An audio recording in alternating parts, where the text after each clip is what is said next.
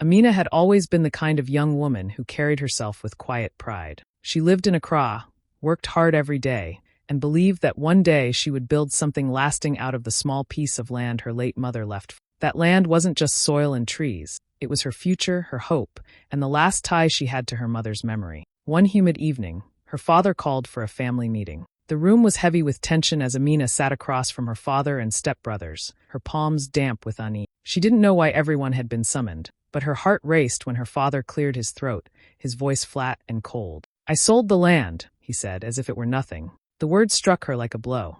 Amina's chest tightened. She blinked quickly, hoping she had misheard. But her father repeated it, explaining that the land had been sold cheaply, almost thrown away, and the deal was already done. Her stepbrothers burst into laughter, their voices sharp and cruel. They mocked her pain, as though her loss was their entertainment. Amina felt her throat close. She wanted to scream, to beg him to take it back, but the weight of betrayal pressed her down. The land had been her birthright, her mother's gift, and now it was gone, taken without her consent, dismissed as though her dreams didn't matter. That night, in that room, her world cracked open. Amina could not hold back her anger. The moment her father's words sank in, she rose to her feet, her chair scraping loudly against the floor. Her hands shook as she pointed at him, her voice trembling with both fury and heartbreak. "How could you do this to me?" she asked, her eyes burning with tears. "That land was Mama's gift to me. She trusted you to protect it until I was ready. Why would you sell it?" Her father barely looked at her. He leaned back, crossing his arms like it was all beneath him. "Enough, Amina," he said, his voice sharp. "You're making noise over nothing. You're just a girl. What would you even do with land? You don't know business. You don't deserve property." Those words sliced deeper than the announcement itself. Just a girl. She had worked hard her whole life to prove she could stand on her own, and yet here was her own father treating her like she was invisible. Her stepbrothers roared with laughter, repeating his words, mocking her like a joke in their mouths. Amina's chest heaved as she struggled to hold herself together. "Mama trusted you," she whispered, her voice breaking. "She believed you would protect what was hers. You've betrayed both of us." But her father shrugged, unmoved. "Life is not fair. Learn your place." The room spun as humiliation wrapped around her like fire. Every laugh from her brothers stung like a slap. Her heart pounded so hard she thought it might burst. She realized nothing she said would matter. Her father had already chosen greed and pride over love and fairness. With tears threatening to fall, she lifted her chin, refusing to let them see her break. She turned toward the door, her footsteps echoing loudly. Her brothers shouted cruel jokes behind her, but she didn't stop. She pushed the door open and stepped out into the night, the cool air hitting her hot cheeks. Outside, the world seemed strangely quiet. The crickets chirped, the moon shone, but inside her a storm raged. She had lost not just land, but the trust she once held in her father. She felt stripped, humiliated, and small. Yet even in that moment of despair, one thought began to flicker deep inside her. She would never let them see her beg. She would never let them see her broken. That night, as she walked away from the house, Amina made a silent promise to herself. If her father believed she was just a girl, then she would rise and prove him wrong. He had taken her inheritance, but he had also lit a fire in her that no amount of cruelty could put out. This was the night Amina's quiet rage turned into determination. That night, Amina lay on her small bed, staring at the ceiling as the darkness pressed in around her. Sleep would not come. Her father's voice kept echoing in her head, cruel and final. "You're just a girl. You don't deserve property." Each time she replayed it, the pain cut deeper, like salt in an open wound. She turned from side to side, pressing her face into her pillow, but nothing could quiet the storm inside her. And then, like a whisper carried on the night breeze, she remembered her mother's words. Long ago, her mother had told her, "Your strength lies in patience and wisdom." At the time, Amina had not thought much of it, but now, the memory wrapped around her heart. Her mother had always believed she was capable of greatness, even when others doubted. Those words became her anchor in the chaos. Still, the nights were long and heavy. Sometimes, tears rolled silently down her cheeks, wetting her pillow. She cried not because she was weak, but because the betrayal cut so deep.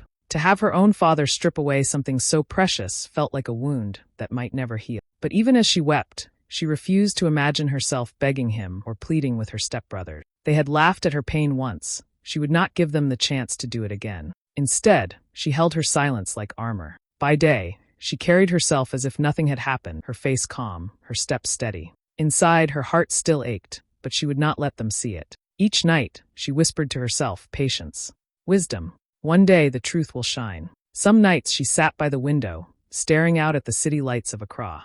She imagined her mother sitting beside her, holding her hand, telling her to endure. Other nights, she opened her mother's old bag and touched the worn fabric, the one thing that still smelled faintly of her. That bag became her comfort, a reminder that even in death, her mother was still guiding her. Amina knew anger could destroy her if she let it, so she swallowed it slowly, turning it into quiet strength. Every insult from her father replayed in her mind, but instead of breaking her, it began to harden her spirit. She decided she would wait, she would endure, and she would never let them see her tears again. By the third night, as dawn began to color the sky, Amina sat up on her bed, her eyes swollen but steady. "I won't beg," she whispered into the morning air. "I won't cry before them anymore. I'll find my own way." In that still moment, something shifted inside her. The pain was still there, but it no longer ruled her. Her mother's voice had given her a map through the darkness. And with that, Amina began to move from grief toward resolve. One hot afternoon, after another restless night, Amina decided to tidy her small room. She reached for her mother's old leather bag, the one she always kept tucked safely under her bed. The bag was worn, its edges fraying, the color faded from years of use. To anyone else, it looked like junk, but to Amina it was priceless. It still carried the faint scent of her mother's favorite shea butter, and every time she touched it, she felt closer to her. She began pulling things out carefully: a scarf with tiny hand-stitched flowers, a set of old letters tied with string, a broken bracelet her mother once loved. Each item carried memories, both sweet and painful. She smiled and cried at the same time as she held them, whispering softly, "Mama, I miss you." As she dug deeper, her fingers brushed against something stiff, hidden in a side pocket she had never noticed before. Curious, she tugged at the small flap, and to her surprise, she pulled out a brown envelope. It was sealed and slightly crumpled, as if it had been tucked away in a hurry. Amina's heart began to race. She sat back on the bed, staring at it for a long moment, afraid of what she might find inside. With trembling hands, she tore the envelope open. Inside was a folded document, neatly stamped and signed. Her eyes widened as she read the words, "Deed of Ownership." At first, she thought it was the same land her father had sold, but as she read further, she realized this was something entirely different. It was a deed for another piece of land, much larger, much more valuable, and the name written on it was hers alone. A shock of disbelief ran through her. She read it again and again, just to be sure she wasn't imagining it. But there it was, in black ink, Amina's full name. Her mother had quietly registered the property in her name without telling anyone. It was like her mother had foreseen the betrayal and had made a secret plan to protect her daughter's future. Amina pressed the paper to her chest, tears spilling down her cheeks. "Mama, you knew," she whispered, her voice breaking. "You knew they would try to take everything from me." The thought filled her with both sorrow and relief. Sorrow that her mother hadn't lived to explain, but relief that she wasn't left empty-handed after all. She sat there for a long time, staring at the deed, her mind racing. The land described wasn't just another piece of property. It was prime land in Kumasi, far more valuable than the small plot her father had sold. Her mother hadn't just left her with memories, she had left her with a future. That afternoon, in the quiet of her room, Amina felt her heart shift. What her father had tried to take away had been restored, in secret, by her mother's love. And now it was up to her to decide what to do with this gift. Amina could not stop staring at the paper in her hand. For days, she kept pulling it out of the envelope, reading the lines again and again, making sure her eyes were not playing tricks on her. But deep inside, she knew she needed proof. She needed to see with her own eyes that what her mother had left behind was real. So one early morning, she folded the deed neatly into her bag, boarded a bus, and set out for Kumasi, where the land registry office was located. The journey was long, and as the bus rattled over dusty roads, her mind was full of questions. What if the paper was fake? What if her father somehow already knew? What if her mother's effort to protect her had been in vain? She clutched the bag tightly against her chest, whispering a silent prayer. When she finally arrived at the office, her palms were damp with sweat. The building was tall and serious-looking, full of people waiting with files and documents. Amina joined the line, her heart pounding. When it was her turn, she approached the officer at the desk, a middle-aged man with glasses. With a shaky voice, she explained that she wanted to verify a deed. He took the paper from her, glanced at it, and then raised his eyebrow. "Wait here," he said. Minutes felt like hours as he disappeared into a back room with the document. Amina's stomach twisted. She kept rubbing her hands together, afraid he might return with bad news. But when he finally came back, his whole expression had changed. He looked at her with newfound respect. "Madam," he said carefully, "do you know what you're holding?" Amina swallowed hard. It's land my mother registered for me." He nodded slowly. "Not just land. This is prime property in Kumasi. Very valuable. You are the sole owner. Do you realize its worth?" Her head spun. "How valuable?" she asked, her voice barely above a whisper. The officer adjusted his glasses and gave a small smile. Worth millions. People would fight for land like this. Your mother was a very wise woman. Amina gasped, her hands flying to her mouth. For a moment she could not breathe. She had walked into this office full of fear, and now she was walking out a completely different person. The officer handed the document back with great care, as though it were gold. Keep this safe, he advised, and if anyone tries to challenge it, the registry records are clear. It belongs to you and only you. As she stepped outside, the hot Kumasi sun felt different on her skin. She held the deed close, her eyes shining with tears. For the first time since losing the land her father sold, she felt the weight lift from her chest. Her mother had not only protected her, but had placed a treasure in her hand. Amina walked away from the registry office with her head held high. For the first time in weeks, she wasn't broken, she was powerful.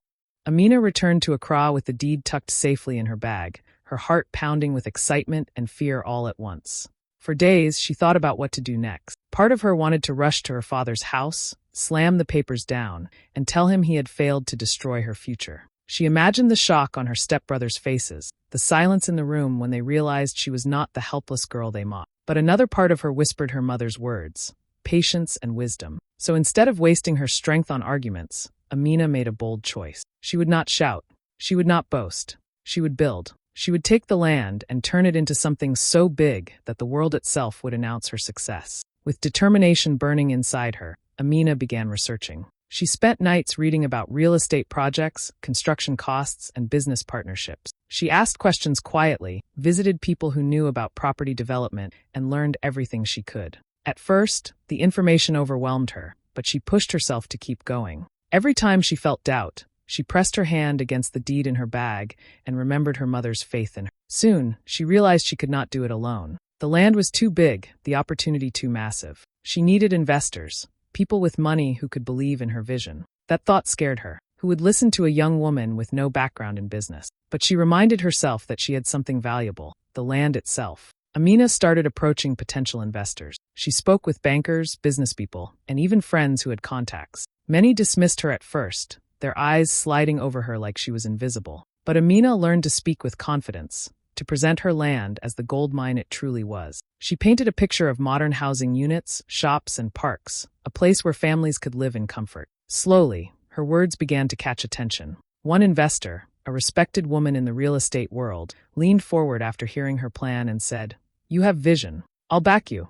That moment lit a spark of hope. Soon, others followed. Papers were signed, hands were shaken, and plans were drawn. From that day, Amina poured all her energy into the project. She visited the site daily, walking the land with engineers and architects, listening to every detail. Dust clung to her clothes, the sun burned her skin, but she didn't care. Each brick that was laid felt like a piece of her heart being rebuilt. She did not tell her father or brothers a word. She wanted them to hear her story not from her lips, but from the city itself. Amina's silence was no longer pain, it was strategy. She had chosen not to fight with words, but to fight with results. And soon, the land her mother had saved for her would rise into something grand enough for everyone to see. Months passed, and what was once just a stretch of empty land in Kumasi slowly transformed into something alive. The sound of hammers, the rumble of cement trucks, and the steady rhythm of construction filled the air. At first, people passing by thought it was just another project, but soon they began to hear whispers. This massive housing estate belonged to a young woman named Amina.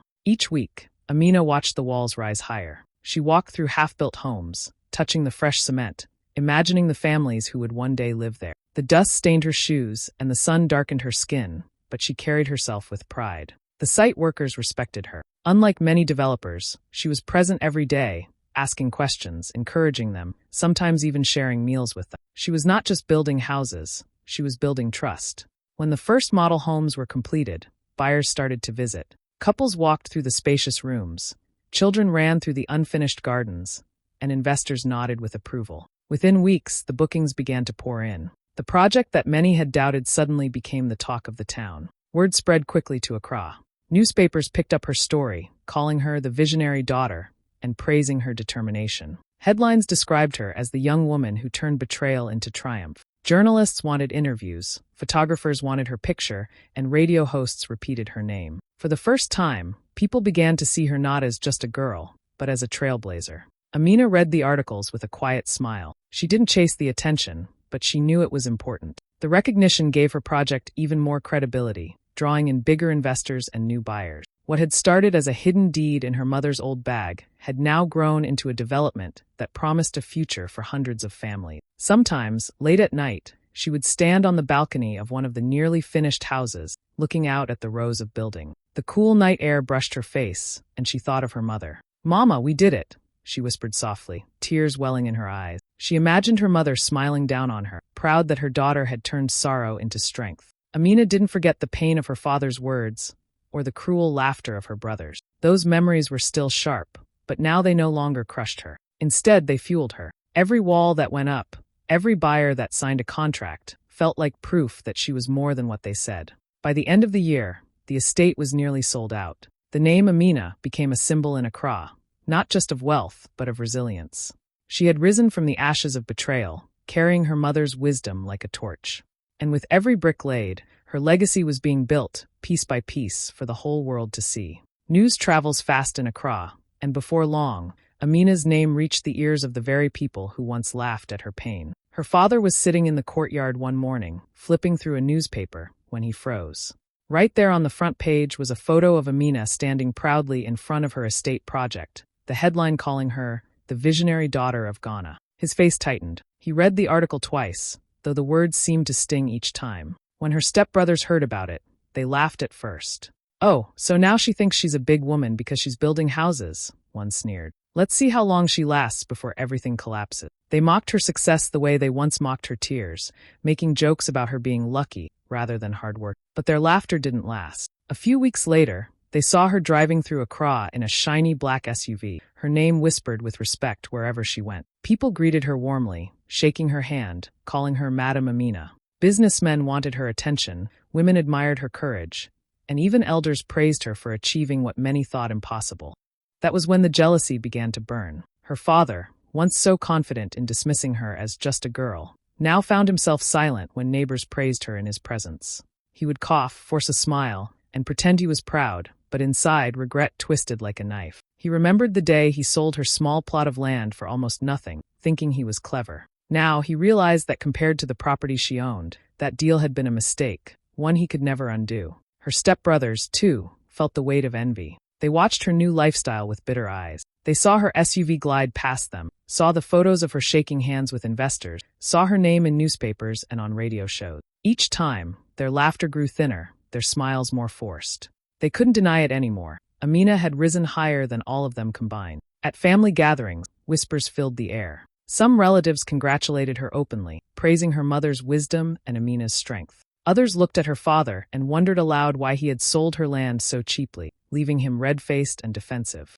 The humiliation cut deep. Late at night, when no one was around, her father sometimes replayed that day in his mind, the day he dismissed her with cruel words. Just a girl, he had called her. Now that girl had become a woman whose name carried power. The regret was heavy, but his pride would never allow him to admit it. As for Amina, she noticed their stares, their forced smiles, their silence when her success was mentioned. But she said nothing. She did not need to remind them of what they had done. Their jealousy was already proof that the tables had turned. The same family that once laughed at her now lived with the bitter taste of envy, and she didn't need to lift a finger. The community hall was buzzing with laughter, music, and the smell of food. It was a celebration for local leaders and business people, and Amina had been invited as a special guest. She walked in gracefully, her head held high, her simple but elegant dress glowing under the lights. People turned to look at her, some whispering her name, others stepping forward to shake her hand. It was clear now, Amina was no longer the forgotten daughter. She was a woman of influence. Her father was there too.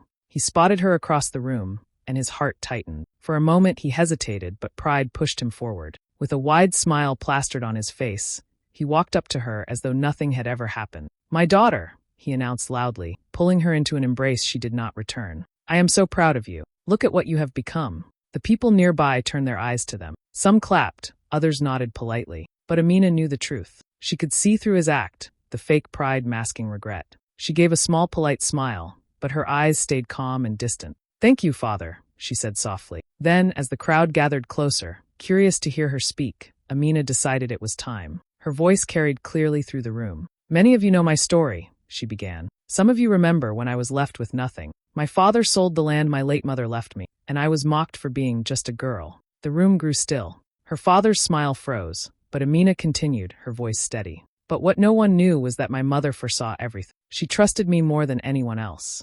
She hid another deed in her old leather bag, a piece of land registered only in my name. That land became my destiny. That deed was the beginning of everything you see today. Gasps rippled through the hall. Her words struck like lightning. People exchanged looks, whispering in shock, while her father's face drained of color. He tried to laugh, to wave it off, but no one joined him. The truth hung heavy in the air. Amina looked around the room, her eyes shining. So today, I stand here not because anyone gave me an easy path, but because my mother believed in me when no one else did. What you see, the houses, the project, the success, it is her wisdom and her love living on through. The hall was silent, every ear tuned to her words. Even the music had faded into the background. Amina's father shifted uncomfortably, his head lowered now, no trace of pride left in his posture. The mask had fallen, and then the silence broke, not with laughter, but with applause. Loud, steady claps filled the room, echoing like thunder. People stood to honor her. Amina smiled gently, her heart full. In that moment,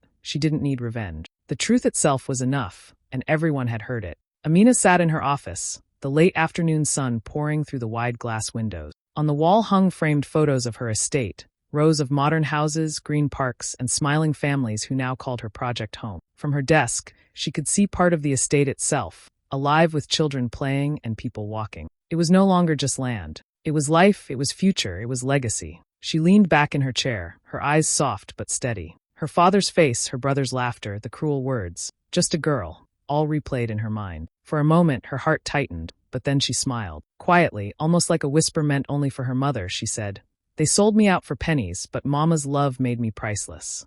Her gaze drifted to the corner of the office where her mother's old leather bag still rested. She had never thrown it away. It reminded her of the secret her mother had left, the key that changed everything. That bag was more than just worn leather. It was proof of love that reached beyond the grave. As she stood by the window, she thought of how far she had come. What was once betrayal had become the very fire that pushed her forward. She had turned shame into strength, humiliation into honor. And she had done it without begging, without revenge, just patience, wisdom, and hard work. Looking out at her thriving estate, Amina felt peace wash over her. She had not only built houses, she had built her own name. Her story was no longer about loss. It was about victory. And this victory was quiet, steady, and everlasting.